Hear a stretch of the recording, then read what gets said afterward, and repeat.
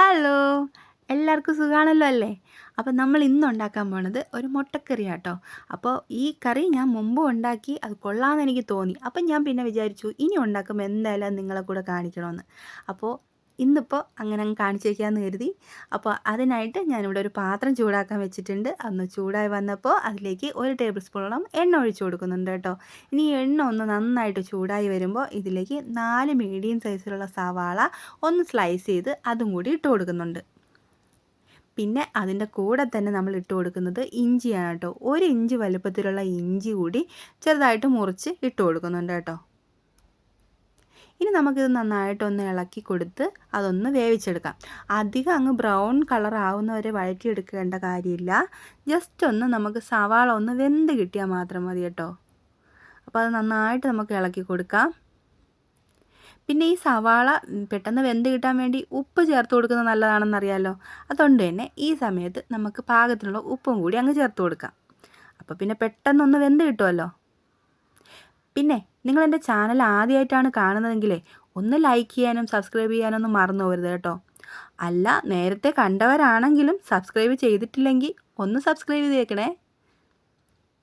ഇനി സവാള എല്ലാം ഈ ഒരു പരുവത്തിൽ ഒന്ന് വെന്ത് വരുമ്പോൾ നമുക്കിതിലേക്ക് ഒരു തക്കാളി ചേർത്ത് കൊടുക്കാം. ഒരു ചെറിയ തക്കാളി കേട്ടോ, അത് അരിഞ്ഞതിലേക്ക് ചേർത്ത് കൊടുക്കുന്നുണ്ട്. ഇനി ഇത് നന്നായിട്ട് നമുക്ക് ഇളക്കി കൊടുക്കാം. തക്കാളി അങ്ങ് വെന്ത് കുഴഞ്ഞ് വരുന്നവരെ നമുക്ക് ഇളക്കി കൊടുക്കുകയൊന്നും വേണ്ട.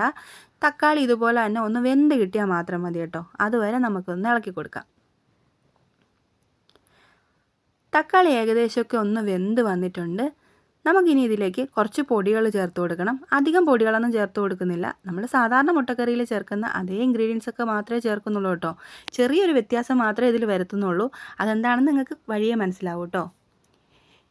ഞാനൊരു 1/4 ടീസ്പൂൺ മഞ്ഞൾപ്പൊടി ചേർത്ത് കൊടുത്തിട്ടുണ്ട്. പിന്നെ നമുക്ക് എരിവിന് ആവശ്യത്തിനുള്ള മുളക് പൊടിയാണ്. ഞാനിവിടെ കാശ്മീരി മുളക് പൊടിയാണ് എടുത്തിട്ടുള്ളത്. അതുകൊണ്ട് തന്നെ 1.5 ടീസ്പൂൺ ചേർത്ത് കൊടുത്തിട്ടുണ്ട്. നിങ്ങൾക്ക് എരിവുള്ള മുളക് പൊടിയാണ് ചേർത്ത് കൊടുക്കുന്നതെങ്കിൽ നിങ്ങൾക്ക് അതിനനുസരിച്ച് കുറയ്ക്കുകയോ കൂട്ടുകയൊക്കെ ചെയ്യാം കേട്ടോ. കാരണം എന്ന് വെച്ച് കഴിഞ്ഞാൽ നമ്മളിതിൽ പച്ചമുളക് ഇടുന്നില്ല. അതുകൊണ്ട് തന്നെ എരി വേണ്ടവർക്ക് മുളക് പൊടി കുറച്ച് കൂട്ടിയിടാവുന്നതാണ്. പിന്നെ 1 ടീസ്പൂൺ മല്ലിപ്പൊടിയും 1/4 ടീസ്പൂൺ കുരുമുളക് പൊടിയും പിന്നെ 1/2 ടീസ്പൂൺ ഗരം മസാലയും കൂടി ഇട്ട് കൊടുക്കുന്നുണ്ട്. ഇനി നമുക്ക് ഈ പൊടികളെ പച്ചമണം എല്ലാം ഒന്ന് മാറുന്നവരെ നന്നായിട്ടൊന്ന് ഇളക്കി കൊടുക്കാം കേട്ടോ. അപ്പോൾ ഇത് ഇളക്കി കൊടുത്തുകൊണ്ടേ ഇരിക്കണം. കാരണം എന്ന് വെച്ച് കഴിഞ്ഞാൽ പെട്ടെന്ന് അടി പിടിക്കും. കാരണം ഇതിൽ വെള്ളത്തിൻ്റെ ഈർപ്പം കുറവാണല്ലോ. അപ്പോൾ അതുകൊണ്ട് തന്നെ പെട്ടെന്ന് പൊടികളൊക്കെ കരിഞ്ഞു പോകാൻ ചാൻസ് ഉണ്ട്. അതുകൊണ്ട് ഇളക്കി കൊടുക്കണം കേട്ടോ. ഇപ്പം നന്നായിട്ട് ഇളക്കി കൊടുത്തിട്ടുണ്ട്. ചെറുതായിട്ടൊക്കെ നമുക്ക് ഇതുപോലെ ഡ്രൈ ആയിട്ടാണ് ഇരിക്കുന്നത്. അപ്പോൾ അതുകൊണ്ട് തന്നെ ഞാൻ കുറച്ച് വെള്ളം ഇതിൽ ഒഴിച്ചു കൊടുക്കുന്നുണ്ട്. ഒരുപാട് ഒഴിക്കേണ്ട, കുറച്ച് വെള്ളം ഒഴിച്ചാൽ മതി. ഇനി ഇത് നന്നായിട്ട് ഇളക്കി കൊടുത്ത് ഇതൊന്ന് ചെറുതായിട്ടൊന്ന് ചൂടായി വരട്ടെ. അധികം അങ്ങ് വേവിച്ചെടുക്കേണ്ട, ചെറുതായിട്ടൊന്ന് ചൂടായി വന്നതിന് ശേഷം നമുക്കിത് നന്നായിട്ടൊന്ന് മിക്സ് ചെയ്ത് കൊടുത്തിട്ട് നമുക്കിത് തണുക്കാൻ വെക്കണം കേട്ടോ. ഇപ്പോൾ കണ്ടില്ലേ, ഏകദേശം നന്നായിട്ട് ചൂടായി വന്നിട്ടുണ്ട്. ഇനി നമുക്കിത് തീ ഓഫ് ചെയ്യാം. ഓഫ് ചെയ്തിട്ട് നമുക്കിതൊന്ന് തണുക്കാൻ വയ്ക്കാം. ഇപ്പോൾ നമ്മുടെ ഉള്ളി നന്നായിട്ട് തണുത്ത് വന്നിട്ടുണ്ട്. ഇനി ഞാനിതൊരു മിക്സിയുടെ ജാറിലേക്ക് മാറ്റുകയാണേ. ഇനി ഇത് മിക്സിയുടെ ജാറിലേക്ക് മാറ്റിയതിന് ശേഷം കുറച്ച് വെള്ളവും കൂടി ഒഴിച്ചിട്ട് നമുക്കിതൊന്ന് നന്നായിട്ട് അരച്ചെടുക്കാം. നന്നായിട്ട് അരയ്ക്കുക എന്ന് പറയുമ്പോഴത്തേക്ക് ഒരുപാട് അങ്ങ് പേസ്റ്റ് പോലെ അരച്ചെടുക്കേണ്ട, ചെറിയൊരു തരിതരിപ്പോട് കൂടി ഈ ഒരു രീതിയിൽ അരച്ചെടുത്താൽ മതി കേട്ടോ. ഒരുപാട് പേസ്റ്റ് പോലെ ആക്കി എടുക്കണ്ട. വീണ്ടും ഞാൻ പാത്രം ചൂടാക്കാൻ വെച്ചിട്ടുണ്ട്. അതേ പാത്രം തന്നെയാണ് കേട്ടോ. അതൊന്ന് കഴുകി എടുത്തിട്ടുണ്ട്. ഇല്ലെങ്കിൽ നിങ്ങൾ വിചാരിക്കില്ലേ ഞാൻ കഴുകാതെ അതേ പാത്രത്തിൽ തന്നെ ഉണ്ടാക്കിയെന്നൊക്കെ നിങ്ങൾ പറയില്ലേ? ചുമ്മാതെ കേട്ടോ. അപ്പോൾ ഞാനൊന്ന് കഴുകിയെടുത്തിട്ടുണ്ട്. കഴുകി ആ പാത്രം ഒന്ന് ചൂടാക്കാൻ വെച്ച് ചൂടായി കഴിഞ്ഞപ്പോൾ അതിൽ വീണ്ടും കുറച്ച് എണ്ണയും കൂടി ഒഴിച്ചു കൊടുക്കുന്നുണ്ട്.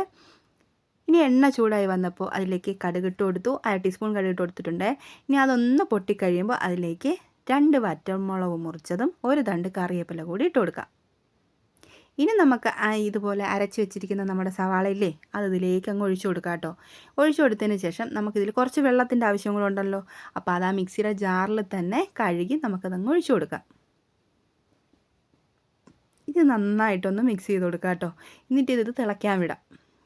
ഇത് നമുക്ക് പൊറോട്ടയുടെ കൂടെ, ദോശയുടെ കൂടെ, അപ്പത്തിൻ്റെ കൂടെ, ഇടിയപ്പത്തിൻ്റെ കൂടെ, എന്തിൻ്റെ കൂടെ, ചപ്പാത്തിയുടെ കൂടെ, പറഞ്ഞില്ലെന്നുണ്ട, ചപ്പാത്തിയുടെ കൂടെ എന്തിൻ്റെ കൂടെ കഴിക്കാനും അടിപൊളി ടേസ്റ്റാണ് കേട്ടോ. സാധാരണ മുട്ടക്കറി പോലെ തന്നെയാണ്. പക്ഷേ ഇതൊന്ന് ഇതുപോലെ ക്രഷ് ചെയ്തെടുത്തുകൊണ്ട് തന്നെ, ഒന്ന് അരച്ചെടുത്തത് കൊണ്ട് തന്നെ കുറച്ചൊരു വ്യത്യാസമായിട്ടുള്ളൊരു ടേസ്റ്റ് ഉണ്ടാവും കേട്ടോ.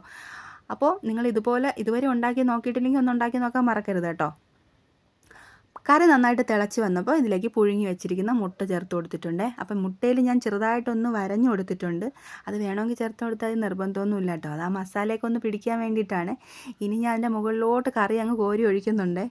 കോരി ഒഴിക്കുമ്പോൾ തെറിച്ച് പോകണ്ട, പുറത്തൊന്നും വീഴാൻ നിൽക്കണ്ട കേട്ടോ. പയ്യെ കോരി ഒഴിച്ചാൽ മതി. എനിക്ക് എല്ലാത്തിനും കുറച്ച് വെപ്രാളം കൂടുതലാണ്, അതുകൊണ്ട് തന്നെ ചിലപ്പോൾ തെറിക്കാൻ സാധ്യത ഉണ്ട്. ഇനി നമുക്കിതൊന്ന് തിളച്ച് കഴിഞ്ഞാൽ ഒരു തണ്ട് കറിവേപ്പില കൂടി പച്ചക്കറിവേപ്പില കൂടി ഒന്ന് ഇട്ട് കഴിഞ്ഞാൽ നമ്മളെ സംഭവം കറി റെഡി ആയിട്ടുണ്ട്. അടിപൊളി ടേസ്റ്റാണ് കേട്ടോ. അപ്പോൾ ഇതുപോലെ ഒന്ന് ഉണ്ടാക്കി നോക്കാൻ മറക്കരുത്. അപ്പോൾ ഇഷ്ടപ്പെട്ട ലൈക്ക് ചെയ്യാനും സബ്സ്ക്രൈബ് ചെയ്യാനും മറന്നു പോകണ്ട. എന്തെങ്കിലും അഭിപ്രായം പറയാനുണ്ടെങ്കിൽ അത് കമൻ്റായിട്ട് രേഖപ്പെടുത്താനും മറന്നു പോകരുത് കേട്ടോ. അപ്പോൾ ഓക്കെ.